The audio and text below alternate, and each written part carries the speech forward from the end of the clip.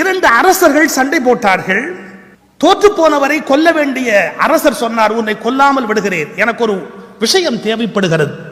நான் ஒரு பெண்ணை காதலிக்கிறேன், அவளை மனம் செய்து கொள்ள வேண்டும் என்றால் அவள் சொல்லுகிறாள், ஒவ்வொரு பெண்ணும் தன் ஆழ் மனதில் என்ன நினைக்கிறாள் என்ற உண்மையினை நீ எனக்கு கண்டுபிடித்து சொல்லிவிட்டால் உன்னை உயிரோடு விட்டு விடுகிறேன் என்று சொன்னான் அந்த அரசர். உடனே இந்த தோற்று போன அரசர் எல்லா இடங்களிலும் தேடினார். கடைசியாக அவருக்கு ஒரு தகவல் கிடைக்கிறது, ஒரு சூனியக்கார கிழவி ஒருவி இருக்கிறாள், அவளுக்கு எல்லா விஷயங்களும் தெரியும் என்று ஒரு தகவல் கிடைக்கிறது. அந்த சூனியக்கார கிழவி இடத்துல போய் இந்த அரசர் கேட்கிறார், ஒவ்வொரு பெண்ணும் ஆழ்மனதில் என்ன நினைக்கிறாள்?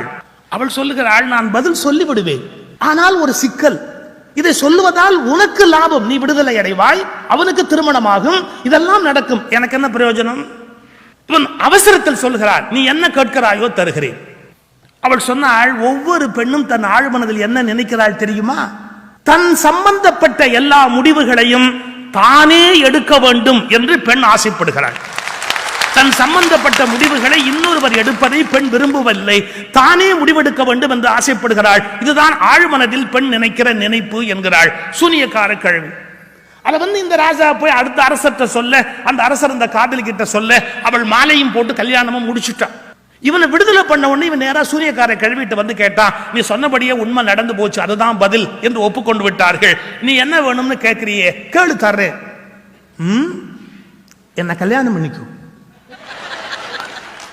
ஒரு வினாடி அதிர்ச்சி அடைந்தாலும் கூட அவன் சொல்றான், சரி சரி, நான் கொடுத்த வாக்க மீற முடியாது, எப்போது திருமணம்? நாளை காலை 10 மணிக்கு மாலையோடு வா. மாலையோடு வந்தான். ஒரு இளம் பெண் இங்கே உட்கார்ந்து இருக்கிறாள், தேவதை போல ஒரு இளம் பெண் உட்கார்ந்து இருக்கிறாள். இங்கே இருந்த கிழவி எங்கே என்று கேட்கிறார். நான் தான். நீ ஒரு பயங்கரமான கிழவியாக, சூனியக்கார கிழவியாக இருந்தாயே, என்னால் எப்படி வேண்டுமானாலும் இருக்க முடியும்.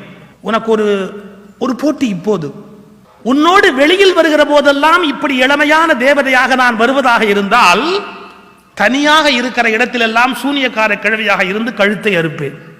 நீ வெளியில் வருகிற போது சூனியக்கார கிழவியாக வருவதற்கு என்னை அனுமதித்து விட்டால், உன்னோடு அந்தரங்கமாக இருக்கிற போது இளம் பெண்ணாக தேவதையாக இருப்பேன். நீ எப்படி நான் இருக்க வேண்டும் என்று பதில் சொல். அந்த இளைஞன் ஒரு வினாடி யோசிக்காமல் சொன்னான், இது உன் பிரச்சனை, முடிவெடுக்க வேண்டியது உன்னுடைய வேலை, நீ என்ன முடிவெடுக்கிறாயோ நான் ஏற்றுக்கொள்கிறேன். அந்த தேவதை சொன்னாள், எப்போது என்னிடத்தில் விட்டுவிட்டாயோ இனி எல்லா க்ஷணத்திலும் நான் தேவதையாக இருப்பது என்று தீர்மானித்து விட்டேன் என்று அவள் தீர்மானிக்கிறாள். ஒரு பெண் தானே முடிவெடுக்கிற அதிகாரத்தை பெறுகிற போது தேவதையாக்குகிறாள். முடிவு அவள் மீது திணிக்கப்படுகிற போது சூனியக்கார கிழவியாகிறாள். இந்த வீடுகளில் சூனியக்கார கிழவிகள் நிரம்பி இருப்பதற்கான காரணம் என்ன என்பது புரிகிறதா?